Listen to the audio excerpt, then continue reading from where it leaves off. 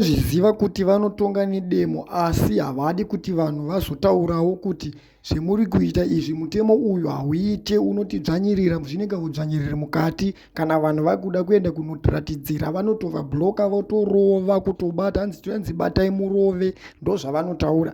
Asi ivo vakazongongwarira pakuti takatemerwa masanction, handei tinodemonstrata muHarare against masanctions, asi varidzi vakatotemera masanction acho vanotaura kuti masanction aya hatina kutemera mhuri yeZimbabwe, takatemera vanhu kunyanya vaMunangagwa. Masanction avanawo ndeavo personally, asinei nenyika.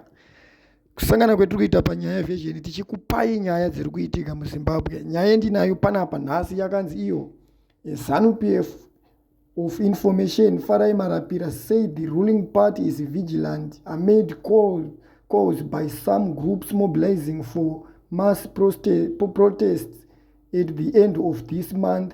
All the center of the push is Jeremiah Masawi, known online as Comrade Nyoka Yemabhunu.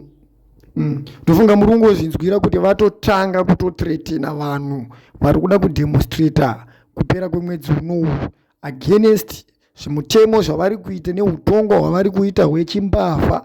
Apa tiri kutoona kutoti vatotsvaga nezita raComrade Nyoka Yemabhunu racho kuti vanhu vagare vatya kutoti vanotobatwa vakarohwa, saka vakatongomisa Comrade Nyoka Yemabhunu. Ndo zvavari kufungidzira kuti vanhu havabva vaenda, ende apa tiri kutotraya kutoona kutoti vatotsvaga nezita rake chero raanoshandisa, zvekutoti I think nekufamba kwenguva kana madhezi akutofamba mwedzi wakutonopera muchazonzwa zvichinzi Comrade Nyoka Yemabhunu vasungwa, vachisungirwa nyaya dzekuti vari kuronga kuratidzira, but kuratidzira akurambidzwe because ivo veZANU-PF vacho unongonzwa vachitaura kuti handi tinoratidzira against masanctions, but vamwe vanhu vakada unoratidzira against ivo nemutemo yavanotoisira vanhu vacho hatione vachisungwa. Ameno kuti munombozviona sei. Ende zvangofanana nepolisi yemuZimbabwe. Polisi yemuZimbabwe itori nekamwe kaudzvanyirira. Tinongoona everyday vanhu veZANU-PF vachinoungana vachiita misangano vachiita sei, asi izvozvi ukada kuona kuti kana veopposition vakatoda kana kuita donation chaiyo vachinopa vanhu chikafu, vanotonoblokwa nemapurisa, votorambidzwa kuita zvavari kuita, kuti vanotanga kutotsvagira tunyaya kunzi apa maunganidza vanhu tiri kuitira zvakati, hatisi kuda vanhu vanoungana, unondoshaya kuti zvinofamba sei.